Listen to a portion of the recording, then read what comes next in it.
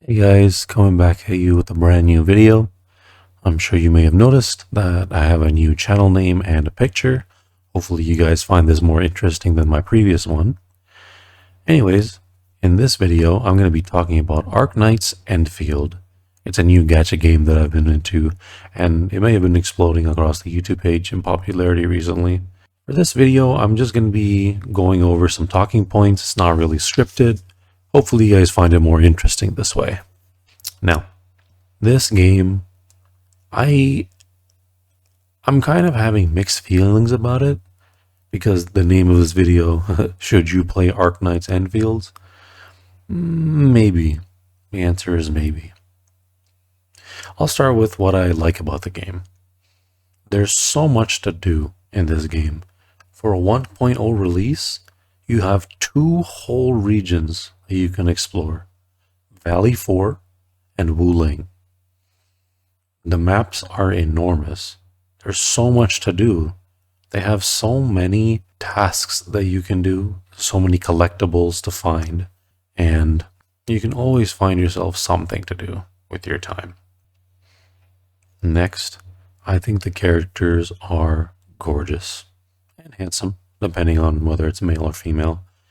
The current limited operator on the banner, I believe they call it chartered headhunting, is Lavatane. She is beautiful, man, and her animations are chef's kiss, top notch. Ideally, I'll have a recording of her just being beautiful in the background here. Also, there's a guy named Analytical Vibes. He has some very interesting takes on this game. I believe it's elegant gooning. My man is actually the man. His thoughts are structured in such a way I can't help but agree with him. You guys should check him out. Anyways, the next thing is the combat. The combat is a mixed bag for me, but for the most part, it's fun. It's a little confusing when you first start playing because you don't have all the characters, you don't have the team set up. You don't really know what the reactions and stuff are with like arts and combo skills and stuff. But once you start getting it, it flows really well. Now this is something that we got access to because we started playing in the first week. They actually give you a character named Ardelia and her signature weapon. She is so strong, it's actually kind of crazy because she fits in literally any team comp. You can probably slap her in there. Another thing is, they actually give you a 6-star selector. They actually released it yesterday. You can use this to round out your teams. For me, I picked Pogranichnik because I have all the other 5-stars, or they're not even called 5 stars in this game. They're called 6 stars. But yeah, I had all the other ones. You can think of it as good or bad luck, depending on your definition. But I got Pog, and now I have 5 rounded out teams, though it's hard to build all of them at once in a typical gacha fashion. And this part actually took me by surprise when I played this game. The factory system. I had no idea I would enjoy this system so much. The fact that you can try and perfect your own build, before you resort to online when you start downloading people's shared blueprints, it's so much fun. I spent so much hours on this game mode alone, dude. I had no idea that I loved factory building like that. But now I do. I might start searching for them in other video games as well. Now, what I don't like about the game. Well, first of all, it's the gacha aspect. The gacha makes any game just straight up worse. I don't think there's really any argument about it, but I'll go into detail about that later. What I don't like about this game are that teams are actually pretty restrictive. Although I do think it's because it's 1.0, they have a certain set of characters, and eventually they'll start adding more and more. Uh, Based on the previous game Arknights, I think they actually have a couple hundred characters in that game. So I think they have a lot to work with. So maybe the restrictive teams will be significantly less. Now, this one might be a me issue, but my PC has trouble handling this game. Well, now I think about it, I guess it is my just a me issue because my PC was average at best even when I first built it. So yeah, the good thing is I do have a PS5, so it runs buttery smooth on that, and on my phone as well. Though it turns into a mini nuclear reactor if I play too long. Can't really do my factory building session on my phone, unfortunately. Now this one, it's in typical gacha fashion. Some characters are just bad. Or, well, maybe at the moment they don't really have a role to play. Ember, she is beautiful as well. A mech girl, for some reason, wearing a bodysuit. Hmm, she's not that strong right now, unfortunately. Along with Fluorite, which is apparently the most beautiful character in the game, according to the community. I can't say I disagree, not gonna lie. But she's not very good because Ardelia exists, which I guess isn't fair. It's a 4-star versus a 6-star, right? But still, it bugs me. And the last one that I have is Catcher. He, I don't know why he's in. I don't know why he's in the game, dude. I really don't.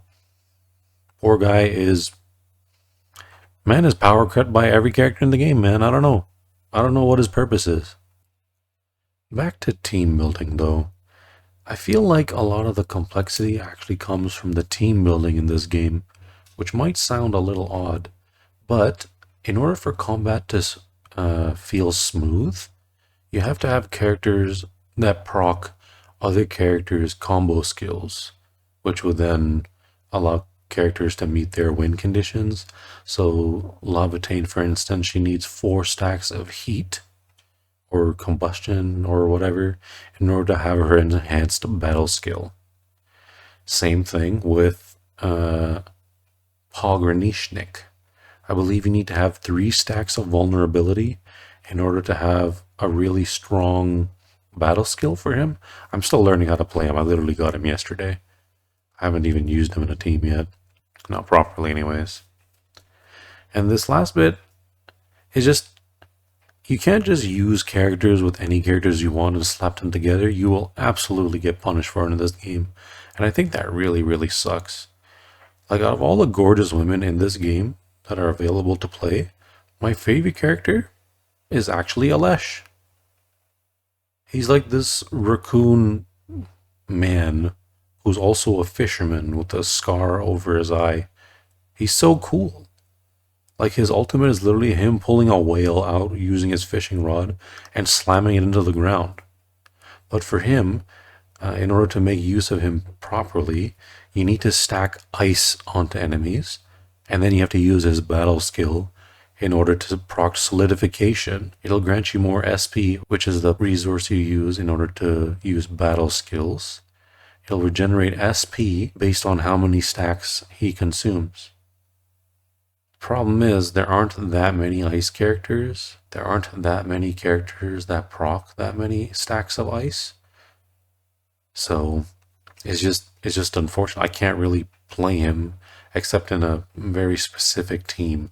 I believe it's Alesh Endman, the main character, and Estella, and I believe Pog. I think Pog is the last character here if you want to have a relatively smooth gameplay. But yeah, it's not an ideal team, and I can't really have him with anybody else either. It just, I don't know, it really bothers me. I don't like doing that. That being said, I do have a full Lavatane team. Not screw that, I'm not calling her Lavatane, I'm going to call her Lavatane. It sounds better. Now, it might sound weird after I said that one of the things that I liked was actually the combat system. But at the same time, I don't think it's quite perfected yet.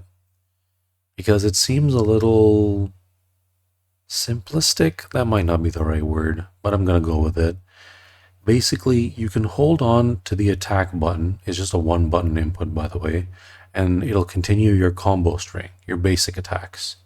Your basic attacks end in a final strike that do a lot of stagger damage and build some SP, so you can do more of your battle skills. Depending on what character you're using, battle skills will have different effects. Some of them will proc certain elemental status effects. Some of them will straight up do more damage based on how many stacks there already are. It depends on what character you're using. And then there are combo skills. Based on certain conditions, combo skills can proc, and that's where the fun part of the game is, because you can make it so that you can use all of your characters' combo skills one after the other. It's honestly really satisfying. And then you have your ult, which is, big damage. It heals people. It gives you skill points to do your battle skills.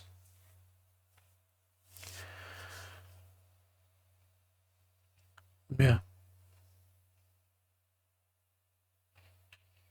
Those are the four things. It flows pretty well together, if you have the correct team comp. But I feel like there can be a little bit more. They'll probably get more mechanics as the patches go on. After all, it is 1.0. I keep forgetting because they have so much content to go through. More characters to come in, more complicated kits to create. There's so much in store for us, But I do feel like combat could use a little bit of tweaking to really get to that level of perfect. Now let's talk about the elephant in the room, the gacha. Gacha games, I don't know what it is, but the companies that decide to take the gacha business model, they always come up with bangers. My favorite games are gacha games, and it bothers me so much because the quality of these games are so good despite being such a shit business design. Let's start with the currency. They're called oro barrels. I might start calling them rubies so I don't sound like a moron. But basically, in order to pull once, you need to have 500 of these oro barrels. In order to have a 10 pull, you need 5,000. Now, in chests, you get roughly 30-ish on average per chest or collectible. That's not a lot. It really isn't. And without events, I'm not sure how many pulls we'll be able to get. Like, they're generous during the launch. I believe some guy did the math, and I think it's like 300 limited pulls, like limited charter pulls for Lavatane or Gilbert or Yvonne. And then 150 of the standard banner pulls.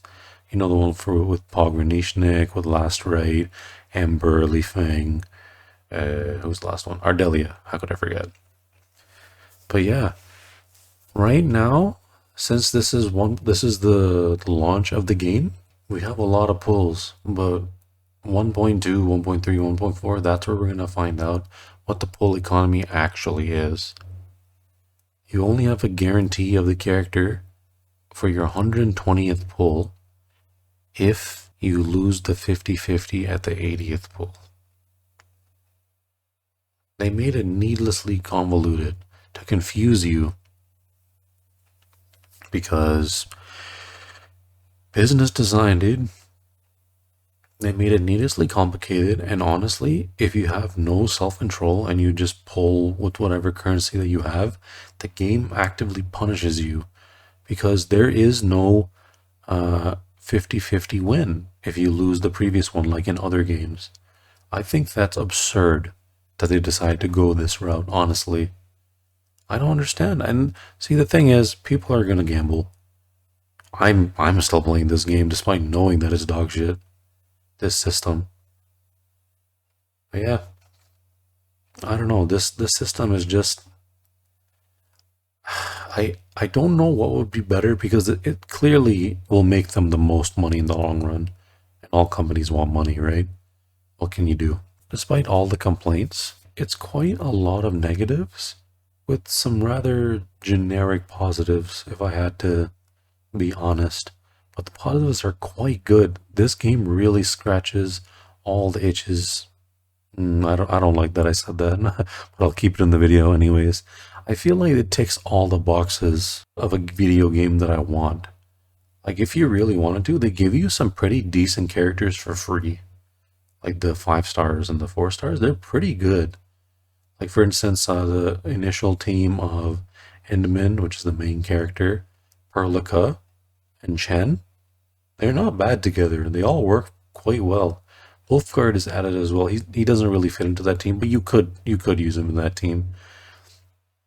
At least until you either get Lavitane or another fire unit that requires his combustion and heat application. But yeah, you have a decent amount of pulls as well. You do have the guarantee for this patch. So you'll get a decent selection of 5-star units and 4-star units.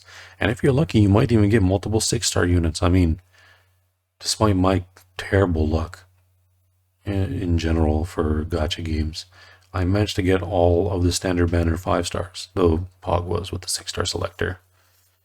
But other people might not be lucky. I've seen people, they straight up just got Ardelia like 4 times. It's awful. And there's a YouTuber named MTash. I believe he lost 7 50-50s in a row, which should guarantee that it'll turn you off of gacha games altogether, which is honestly good. Anyways, I'm going on a tangent. Should you play Arknights Endfield? Maybe. I would recommend it for the gameplay, because as a game, it's quite good. It's really fun. It does have its usual daily garbage, but you don't have to interact with it if you don't want to. But the gacha monetization is there. It's always there, looming over your back. Pull. Waste your money. Spend your money on this game. I think that's it for me. Tune in on twitch.tv. I'm just kidding. I don't stream. Anywho, catch you guys later.